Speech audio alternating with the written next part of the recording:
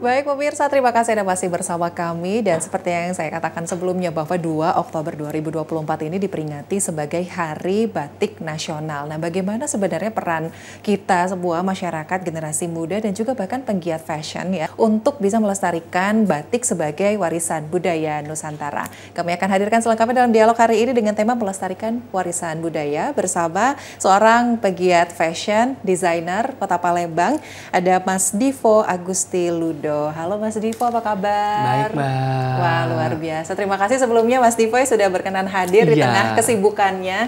Hari ini tepat sekali 2 Oktober peringatan Hari Batik Nasional gitu. Kalau dari Mas Divo sendiri sebagai penggiat fashion, sebagai desainer ternama di Kota Palembang, bagaimana sih Mas Divo melihat perayaan atau peringatan Hari Batik Nasional ini?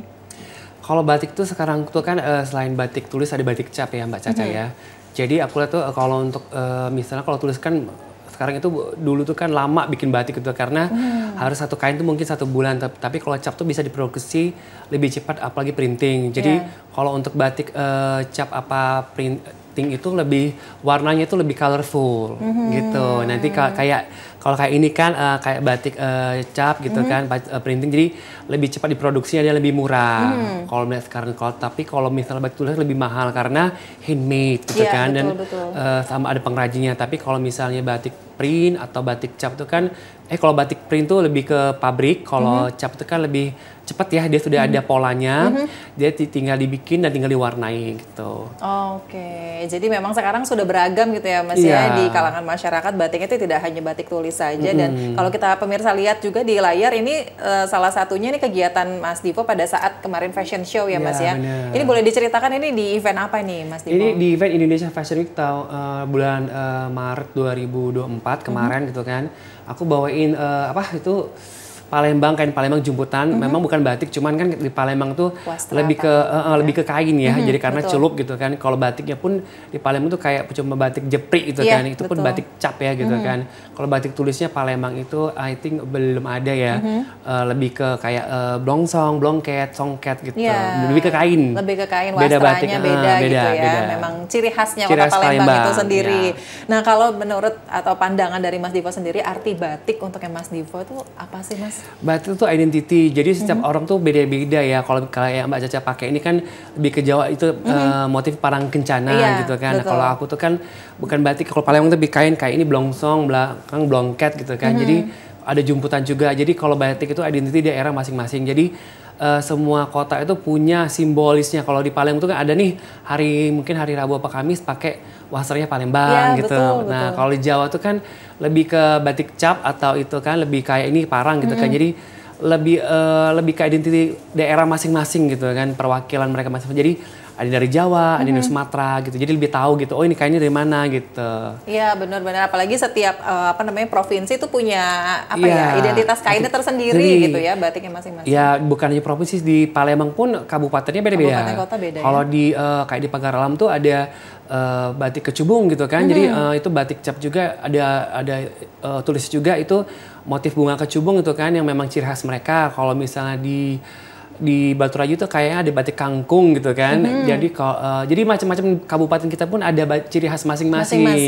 Jadi banyak gitu kan. Jadi aku pun baru belajar ya dan baru tahu kan aku kira cuma di Palembang cuma ada kayak jumputan, songket ataupun batik jeprik gitu. Ternyata tidak, di Palembang itu banyak sekali gitu. Dan ini mungkin yang masih kurang dipahami oleh masyarakat gitu ya Mas Divo ya. Kalau Mas Divo melihat tadi ya, seperti di Sumsel sendiri potensi batiknya kan setiap daerah berbeda. Tadi ada batik kecubung, lalu juga ada batik kangkung dan lain sebagainya. Nah, bagaimana sih Mas Divo melihat proses bersaingnya kain-kain ini gitu dengan kain-kain nasional seperti itu, batik-batik lain dari daerah lain, bahkan dari segi fashion global gitu? Sebenarnya batik daerah tuh bisa bersaing ya ke nasional, cuman mungkin lebih ke promote-nya, lebih ke produksi ya, karena tetap aja daerah itu produksinya ke Jawa. Iya, betul. Karena kalau ke Palembang pun belum ada gitu lah. Kalau di Jawa itu kan alatnya lebih lengkap, pengrajinnya lebih bervariasi dan mungkin lebih kreatif ya, karena daerah Palembang pun belajarnya tuh dari Jawa, pengrajin Jawa. Even pun kain jumputan pun semuanya itu rata-rata dari orang Jawa, dari orang Banten sama Serang gitu. Makanya kalau di Palembang ini lebih ke SDM-nya mungkin lebih dilatih lagi karena mungkin orang bikin batik itu kan harus sabar ya Mbak Caca ya, nggak gampang gitu kan. Makanya sekarang kayak batik kayak di kemarin aku di Pagalan Toba itu banyak printingnya pun di Jawa karena mungkin di sana lebih murah, lebih cepat gitu kan, terus juga lebih variatif gitu loh desainnya. Kalau mungkin mau diproses di area Pagalannya susah gitu loh. Ada tulis cuman kan butuh waktu yang lama. Mungkin 1 bulan cuman 1-2 gitu kan. Kalau namanya kita harus penjualan itu kan harus produksi terus kan, mereka biar berkembang UMKM-nya gitu. Oke, nah kalau yang Mas Divo lihat sendiri gitu kan, tadi ada SDM-nya memang kurang, artinya gitu, apa sih yang seharusnya mungkin dilakukan, apa support dari pemerintah gitu, harapannya seperti apa sih? Iya sih, ini mungkin perlu support dari pemerintah daerah masing-masing, melestarikan, dan memang harus sadar nih, banyak mungkin diberikan pelatihan ya untuk pengrajin supaya lebih ilmunya itu lebih luas dan mungkin lebih paham ya, karena dari segi batik pun tuh bukan hanya pola saja, kainnya, pewarnaannya itu apakah awet apa tidak gitu kan, itu pun hal-hal detail juga bikinnya berapa lama. Jadi benar-benar harus benar-benar datang ke Jawa dan memang harus diberikan pelatihan atau training gitu loh Mbak. Makanya kalau misalnya memang mau maju ya jangan tanggung-tanggung gitu. Kalau cuman hanya belajar dari cuman sekilas aja nggak, susah gitu Mbak Caca gitu. Oke, jadi memang benar-benar harus full all out di situ gitu. Ya, di situ. Jangan cuma setengah-setengah. Ya, karena pun orang sana daerah pun kadang mungkin di keras nggak tahu gitu loh how to-nya seperti apa gitu kan. Makanya harus banyak-banyak kita tuh belajar, memang harus ke Jawa karena memang dari sana semua sih memang bikin capnya pun kita nggak ada Mbak Caca, kita semuanya produksi di Jawa, memang requestnya ke Jawa gitu karena itu bukan yang susah ya, kalau bukan yang gampang kalau di Palembang. Kalau nggak ada sih di Palembang bikin kus batik, apalagi kalau batik cap ya, itu susah gitu loh. Maka di Jawa banyak. Biasanya aku pesan tuh, kemarin aku bikin batiknya Kecubung Pagalan tuh di Jawa. Di Jogja. Walaupun motifnya dari Pagaralan tapi pembuatannya tetap di Jogja. Karena di Palembang tuh belum ada gitu. Karena mungkin complicated, itu mungkin itulah Palembang ini kan mungkin orangnya lebih pengen cepet jadi. Kalau di Jawa kan orangnya lebih sabar. Jadi mungkin perlu sabar bikin kerangkanya gitu, besinya gitu Mbak Caca. Benar. Jadi sampai sekarang artinya belum 100% lah ya kita bisa memproduksi batik seperti itu. Nah, kalau balik lagi ke fashionnya Mas Divo. Mas Divo ini kan sepertinya punya ciri khas fashionnya tersendiri. Kalau dari Mas Divo sebenarnya biasanya bagaimana sih mendapat inspirasi untuk tren fashion, khususnya ini dalam mengkolaborasikan batik dengan fashion khasnya Mas Divo sendiri? Kalau aku sih lebih ke tabrak ya, jadi bukan tabrak yang gimana. Jadi mix and match-nya tuh harus gimana, seperti apa. Karena kalau aku padukan misalnya batiknya sudah warna gelap, tidak mungkin lagi aku mencampur kain dengan warna gelap. Pasti aku campurkan agak terang, karena aku tuh pengen istilah itu kan warna baju tuh hidup. Jadi di satu baju tuh ada beberapa kain atau beberapa warna gitu. Jadi kita tuh intinya tuh ya harus punya ciri masing-masing, karena kalau misalnya kita nggak punya ciri khas, orang tuh yang nggak tahu siapa kita. Jadi kita harus punya identity. Jadi kalau dilihat tuh, oh itu pasti batiknya Divo gitu. Iya, identitinya Mas Divo gitu dengan koleksinya gitu kan, seperti yang kita punya, yang kita lihat juga ada khasnya tersendiri gitu. Benar, nanti kita akan lanjut lagi perbincangan kita Mas Divo di segmen berikutnya. Pemirsa tetaplah bersama kami. Sumsel menyiapkan kembali usai jeda berikut.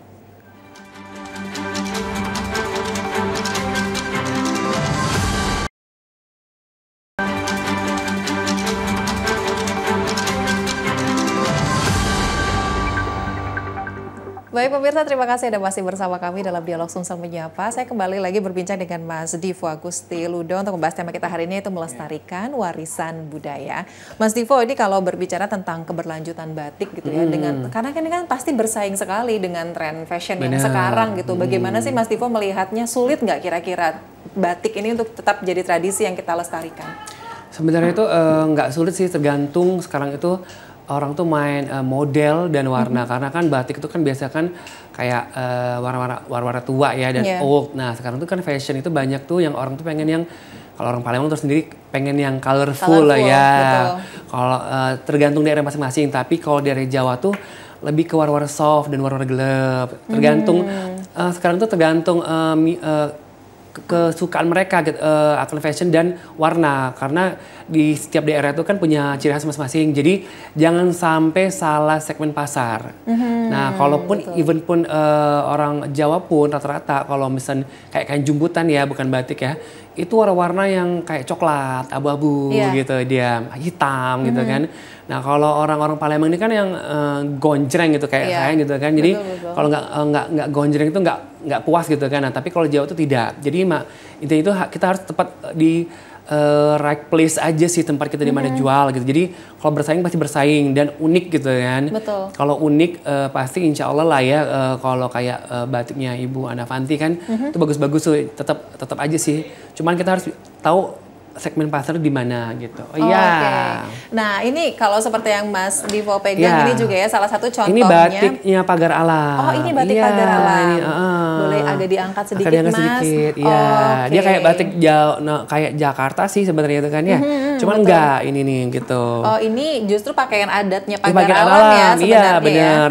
Nah makanya kemarin makanya requestnya aku tuh pengen warna-warna yang agak mencolok sih gitu loh. Jadi lebih ke lebih ke colorful gitu kan gitu. Ini pakaian adatnya cowok dan cewek gitu kan gitu. Ini kayak mungkin kayak kalau di Jakarta kayak apa ya batik apa sih Cah yang kalau di Jakarta batik Jakarta tuh yang motifnya seperti ondel-ondel di tengah sama agak-agak mirip cuman beda filosofi aja. Iya, beda filosofi. Terus ini gitu. Kalau ini mungkin ya kecubungnya tuh maksudnya di sini kecil kali ya. Ini kopi. Oh, itu kopi. Ya, yang kayak daun kopi gitu kecil. Jadi lebih lebih nggak kelihatan sih sebenarnya sih, cuman ada dibikin lebih variatif. Kalau ini aja kan mungkin gimana gitu. Tapi kalau Pagar Alam kan terkenal dengan kopi. Kopi, betul. Tuh. Nomor satunya. Dan Gunung Dempo.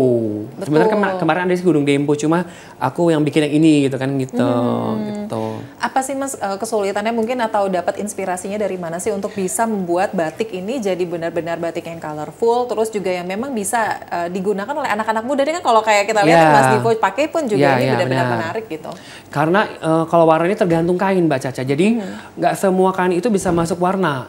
Iya. Benar. Jadi ini kan kainnya kain dobi tuh kayak warna kain jumputan ya. Nah dia kalau untuk warna penerangan alam yang agak gonjreng dan terang tuh masuk Mbak Caca gitu. Tapi kalau misalnya katun atau agak soft tuh kurang gitu. Jadi tergantung kainnya gitu Mbak Caca. Jadi benar-benar harus test and drive lah gitu kan. Kadang fail, kadang berhasil gitu. Jadi benar-benar harus di explore gitu kan kayaknya. Betul-betul harus diekspor sampai benar-benar temuin yang pas gitu ya Mas ya. Karena kalau ini namanya gagal coba nih ya wajar sih memang ini. Betul. Iya benar, karena bikin sesuatu yang something new, yang different tuh nggak gampang sih sebenarnya gitu. Betul sekali. Nah ini juga mungkin jadi perhatian pemirsa di rumah juga ya, kalau mau menggunakan batik ternyata tidak hanya monoton saja gitu ya, tidak hanya menggunakan kain saja atau kebaya, tapi juga memang benar-benar bisa sampai dengan baju ready to wear seperti ini pun juga pemirsa di rumah juga bisa menggunakannya gitu. Nah kalau dari proses promosi dan lain sebagainya ini kan karena kita taunya batik itu kan mungkin banyak yang masih berpikir aduh batik ini old banget deh gitu kan, nggak sesuai nih sama fashionnya aku gitu. Nah ini gimana sih kalau Mas Divo mungkin bisa mempromosikannya dengan maksimal gitu, bahwa memang batik ini anak-anak muda pun juga bisa pakai.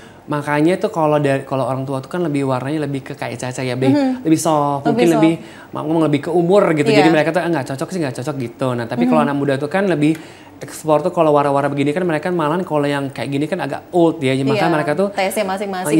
Tesnya masing-masing. Jadi mereka tuh mungkin lebih kalau warna-warna muda tuh kan lebih kelihatan muda ya. Apalagi kita memudahkan diri gitu kan ya. Nah jadi intinya tuh lebih ke selera sih gitu masing-masing.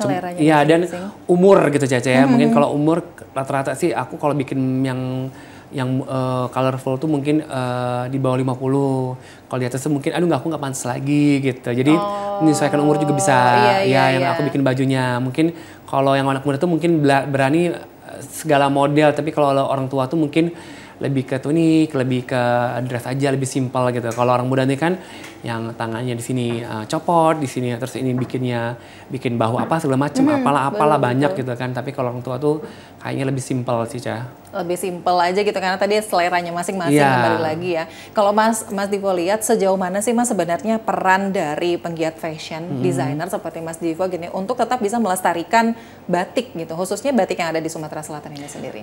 Sebenarnya kita dari seperti ini kita bikin baju, fashion show gitu kan, promosi sosial media, terus juga kita juga mungkin orang-orang tuh ada yang pengrajin tuh bikin pameran, karena kalau untuk dari pengrajin saja, kalau tidak hanya bentuk kain, tidak dibikin baju, orang tidak melihat seninya di mana. Tapi kalau orang Palembang mungkin udah sering lihat jumputan, mungkin oh ya sudah tahu. Tapi kalau orang luar kan belum. Orang luar kan nggak tahu gitu kan, kayak di Jawa atau di Kalimantan gitu kan. Ini nanti jadi seperti apa? Karena kan sometimes jumputan tuh kan ada kaki dan polanya gitu kan ya. Jadi harus kalau sudah jadi baju, oh nanti jadi seperti ini gitu loh. Tapi kalau belum jadi tuh apa sih gitu loh?